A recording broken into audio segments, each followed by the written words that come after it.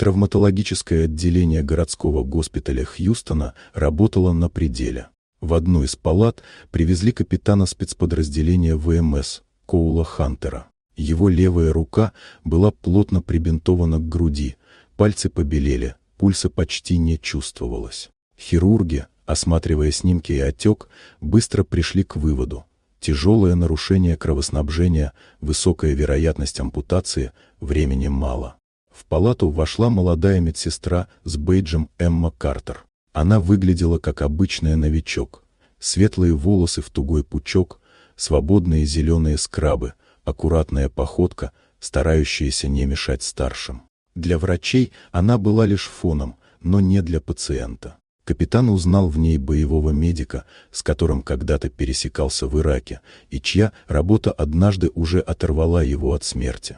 Для Эммы этот взгляд стал напоминанием о прошлой жизни, от которой она много лет пыталась отгородиться. Хирург Блейк Хёйл считал ситуацию безвыходной. По всем гражданским протоколам рука была почти обречена. Но Эмма, взглянув на отек и форму деформации, увидела не только последствия травмы, но и характер компрессии сосудов, знакомый по полевым условиям. Опыт учил ее, что иногда артерия не разорвана, а лишь зажата в неправильной ловушке тканей, и при правильном маневре можно вернуть кровоток без ампутации и без перехода в операционную. Решение пришлось принять быстро. Эмма действовала как человек, который уже делал подобное под обстрелом.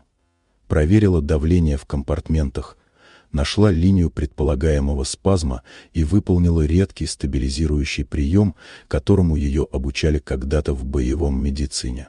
Для наблюдавших это выглядело как набор непривычных движений, нарушающих привычные границы роли медсестры. Несколько секунд ничего не происходило. Затем кожа на кисти потеплела, пальцы слегка шевельнулись, а приборы зафиксировали возвращение устойчивого кровотока.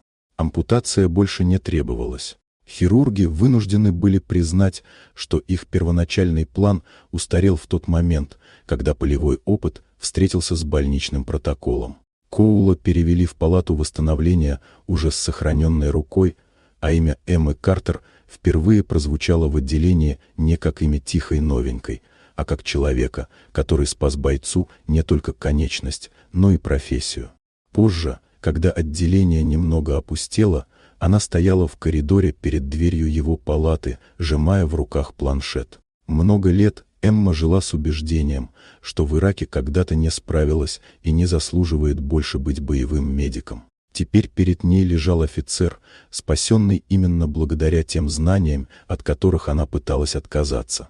Шум хьюстонской ночи остался где-то за стенами госпиталя, а внутри родилось тихое, непривычное ощущение.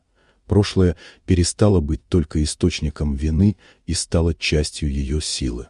В ту ночь она сохранила руку одному человеку, вернула себе право на профессию и сделала первый шаг к тому, чтобы больше не прятаться от того, кем была на самом деле.